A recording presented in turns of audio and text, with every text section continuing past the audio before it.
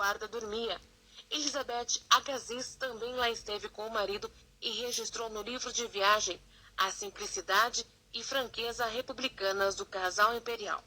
A sala em que os ministros aguardavam as reuniões do gabinete não contava, até 1878, com nenhum móvel. Foi necessário que o general Osório, ferido de guerra, reivindicasse algumas cadeiras. Com o tempo, a situação só se fez piorar. O representante argentino Vicente Quezada, que serviu no Brasil na última década da monarquia, viu um palácio mal iluminado, sem funcionários, sem a mais elementar etiqueta. O descuido com a segurança ficou patente na época do roubo das joias da coroa. De grandioso, só havia em São Cristóvão os jardins de Glacieux, construídos nos anos de 1860. Não se davam bailes nesse palácio, e eram poucas as recepções. Os jantares eram uma calamidade. O almirante Kramer reclamou de um deles oferecido ao duque Alexis, filho do imperador Alexandre II da Rússia. A comida era ruim, estava fria e foi mal servida por empregados mal vestidos. O jantar durou 20 minutos.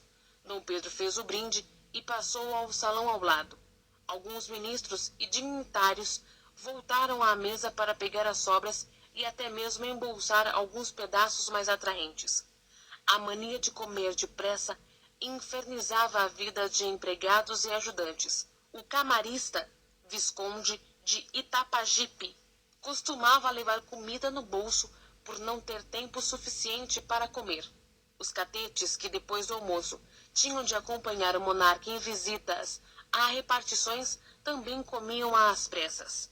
Nos primeiros sábados do mês, o imperador recebia formalmente o corpo diplomático. Nos outros sábados, havia audiência pública das 5 às 7 da tarde.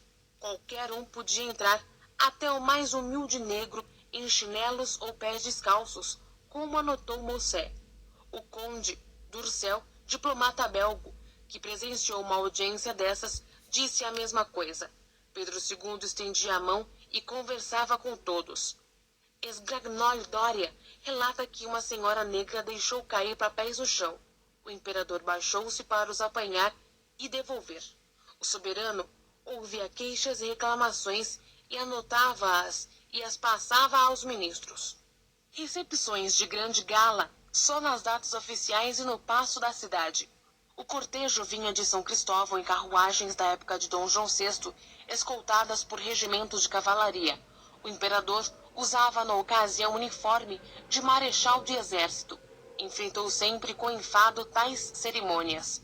A palavra típica que empregava para descrevê-las era maçada. Em 1872, ao regressar da primeira viagem à Europa, aboliu a prática do beijamão. Preferia receber privadamente pessoas com quem tivesse alguma intimidade, que eram poucas, ou com quem gostasse de conversar. No último caso, estava o conde de Gobineau, em cuja companhia passava até 4 horas aos domingos no Palácio de São Cristóvão, conversando e lendo à luz de uma lâmpada de óleo que não funcionava nunca. A lembrança dos domingos de São Cristóvão manteve-se viva na correspondência trocada entre os dois até a morte de Gobineau em 1882. Outros interlocutores podiam ser o ministro da Áustria, Schreiner, que também era seu professor de árabe, e o argentino Vicente Quezada. Isabel injetava um pouco mais de vida em seu palácio. Até o casamento, não tinha ido a baile ou teatro. A princesa e o conde promoviam algumas festas, recepções, bailes, saraus, a que os imperadores geralmente compareciam. Ela própria tocava piano e violino e cantava. Costumava dançar quadrilhas com o abolicionista André Rebouças, mas à medida que passavam os anos, também ia diminuindo a vida social.